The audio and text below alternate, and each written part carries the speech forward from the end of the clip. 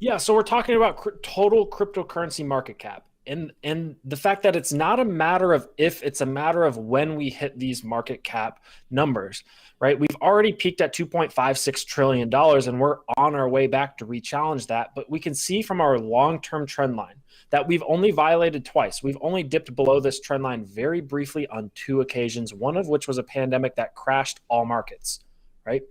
So we know that even if we do go into a mini bear market, right, even if we do see some corrective behavior, and the market is getting a little bit frothy right now with NFTs, that even if we do fall back down to this trend line, it's only a matter of a year or two before we would expect to find support and start creeping back up to these 2.6, 4.6, $8 trillion valuations, right?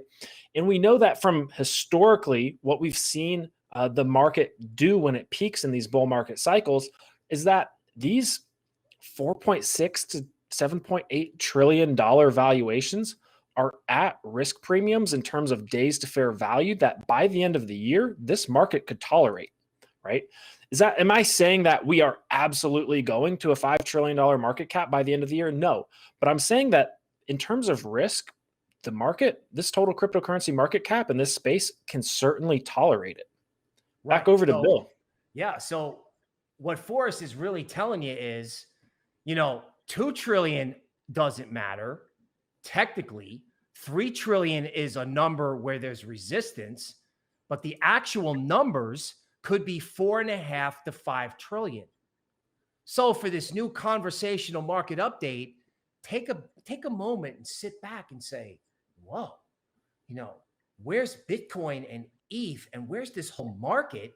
If 3 trillion seems reasonable and 4 to 5 trillion is likely. So let's talk about MicroStrategy. Now, what's that? MicroStrategy is actually a small computer firm with a CEO that got a big idea to basically borrow money by issuing bonds like corporations do and take that money and massively ape into Bitcoin. He bought it at 10,000. He bought it at 20,000, the old all-time high when everyone was afraid. He just absolutely aped it. And he's turned this little computer company into like a Bitcoin mutual fund, really. So when I look at MicroStrategy's stock, which of course is going to track Bitcoin because of the size of their position and the celebrity of Saylor, Michael Saylor, the CEO, there's a head and shoulders bottom. It broke above a neckline.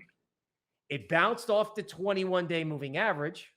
Why the 21-day moving average? Well, that's important for market momentum. So if you're above it, it can be really good. If you're below it, not so much. So MicroStrategy hit a fib diagonal line, bounced off this simple moving average. And with this pattern that's formed, to keep it simple, MicroStrategy can go from 700 to 1,000 easily. So where's Bitcoin if MicroStrategy is up 30 or 40%? Well, Bitcoin's probably 1x from where it is right now. Now, let's look at Ethereum in the stock market. Seasonal Still on my screen. Is there a way to share Bill's screen here?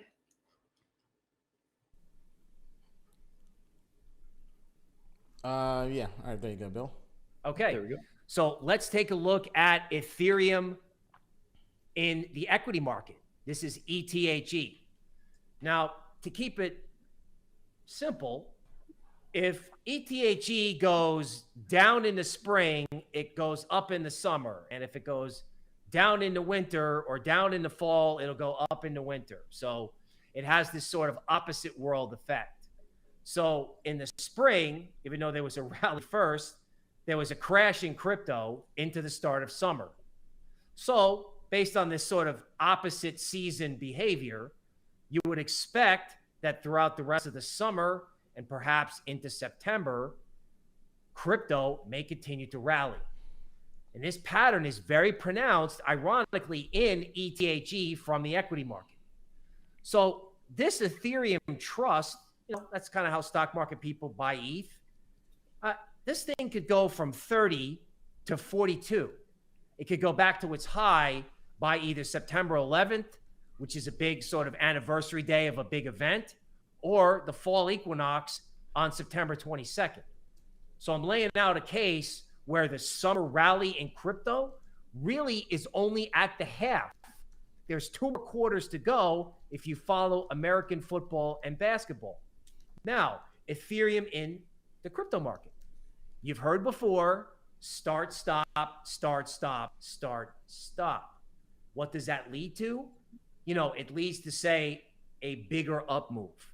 So it could be 35.50 short term easily, eventually 47.50, a new high. Now, I know Forrest is keeping track of ETH. There may be margin buying pressure levels. Forrest, can you talk to us on that a little bit? Yeah, so in terms of margin buying pressure levels, I can cut over on my screen here and show you what I've got mapped out, right? We've got some big resistance coming through. That's the 2x long level here at around 3,400. That's going to be tough to get through. What I want to see Ethereum do is get through 3,400 and make support on top of it. We've also got this trend line, this dash trend line, that could act as support on the way up as well. But I have a feeling that so long as Bitcoin behaves, Ethereum could slice right through this, right to your target to 47.50. You know why? Because to some degree, it's amazing how, for lack of a better word, and I'm not calling anyone dumb, but the market as a whole today seems to be very dumb. Why? Because when I woke up this morning, I saw a headline that said Visa just bought a CryptoPunk. Visa just bought a CryptoPunk. Yet Ethereum. I'm sorry? That's crazy. Yeah, and what's insane about that headline is the fact that Ethereum's only up 1.76%. Do you think Visa used a Visa debit card to buy that CryptoPunk?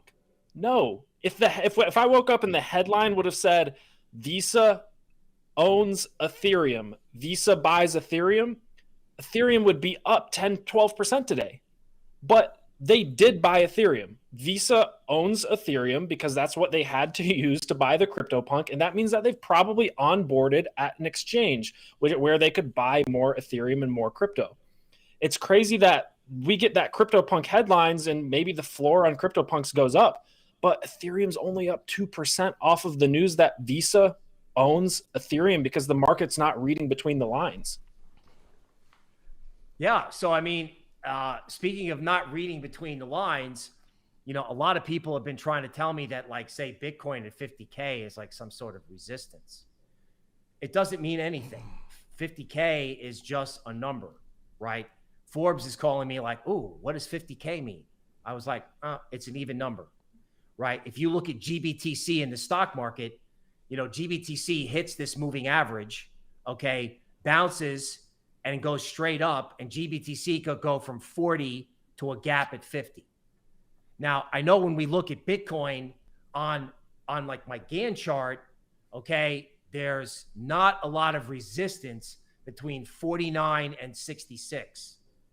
Okay. Now, I like my Gann chart, but I know that Forrest has got some like legit levels where there actually is resistance in Bitcoin. Now, before Forrest tells you about that, the way I think you would play it is when they hit Forrest's level, which he'll tell you about in a minute, that may be the opportunity to switch over to ETH. But let Forrest tell you about it.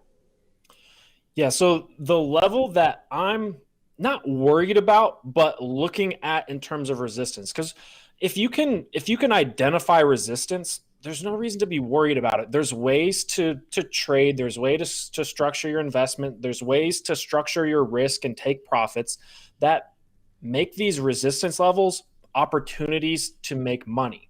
Now, the resistance level that I'm looking at is around $58,000. Why? Because that's the 2x level, the 2x margin buying pressure level of our low at roughly $29,000.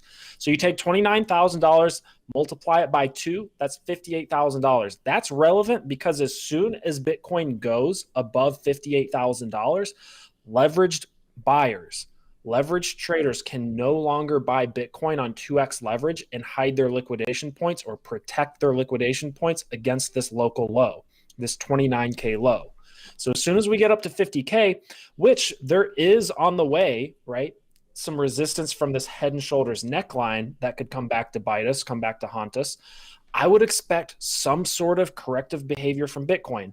Now, that might be as simple as a consolidation below 58,000 where we don't really dip. That might be a pullback, right? That might be a pullback to 54,000. 58 to 54 wouldn't be too bad. That might be a full-blown 20, 30% correction back to maybe 50K, right? But what I would like to see is some resistance at 58K, which would make sense, a nice sharp bottom where the buyers come back in and rally to push it back up above 58,000. That's what I'm looking for. And the way I'm handling that is I'm going to consider to rebalance my portfolio, maybe take some, not sell everything. I'm bullish on crypto.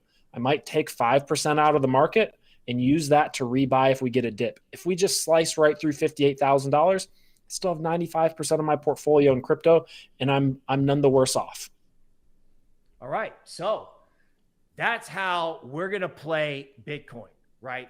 We're going to play it for a new high in ETH, and we're going to play it for 58K in Bitcoin, and then maybe add to altcoins on a pullback from that level, or add to Bitcoin on a pullback from that level.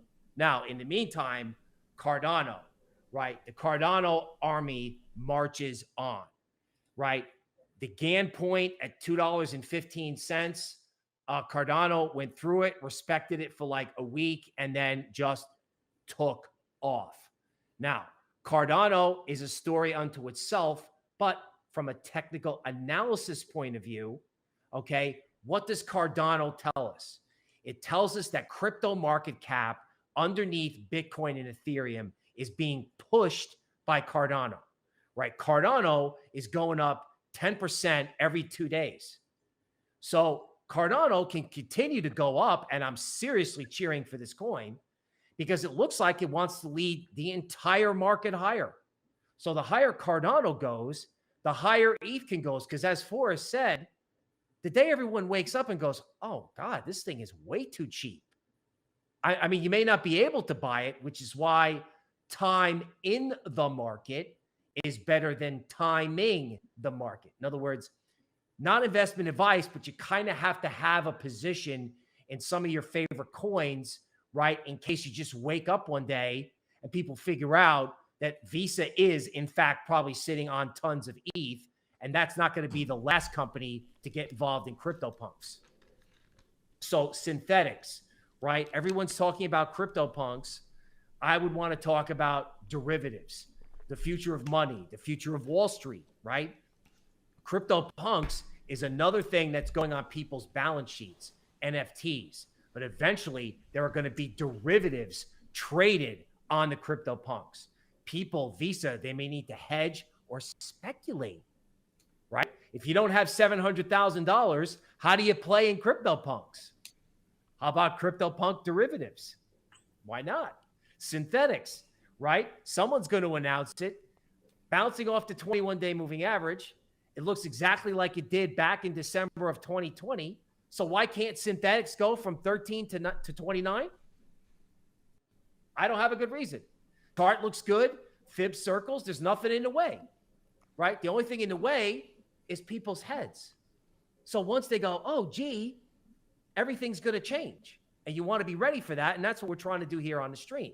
Now, Link Marines, Chainlink, right? Forrest, before I tell people for the 27th time that Chainlink can go to 37, tell people like how you kind of, it's sometimes I think you almost use Chainlink as like a stable coin for lending and borrowing. Tell us your Chainlink story or strategy. Yeah, so Chainlink for me, and I will cut over to the Chainlink chart here. Until very recently on this dip, I'm going to zoom out to the daily, right?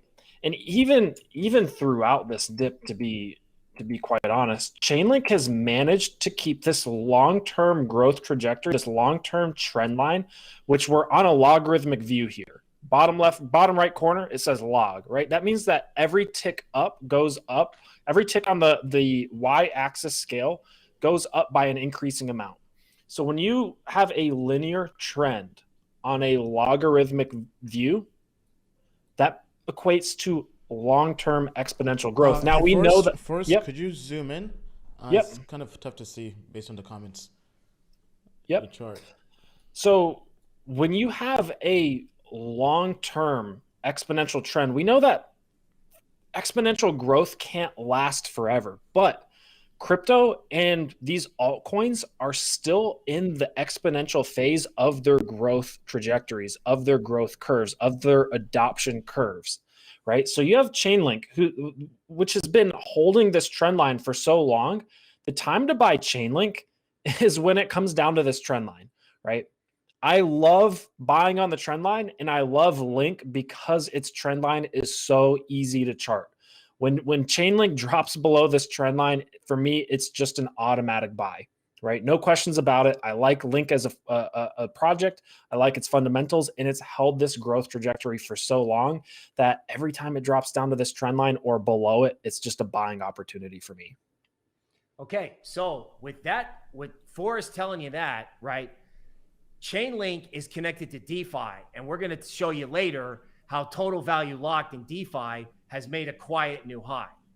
So you could wake up one day and Chainlink could be a volcano from 28 to 37, because really it's doing the same thing it was doing around the 21-day moving average back in January. What's old is new again in Chainlink. Now, drum roll, Audius, force induction into the Crypto Hall of Fame, along with my esteemed colleague, Ian Bellina, right, with Helium and Matic, is audio. Now, from a chart point of view, in this conversational market update, we're looking at support at 265 to 270. Now, that's actually held, and Audius has actually been banging down there a couple of times. Resistance is at my homemade Gann trend line around 3.5.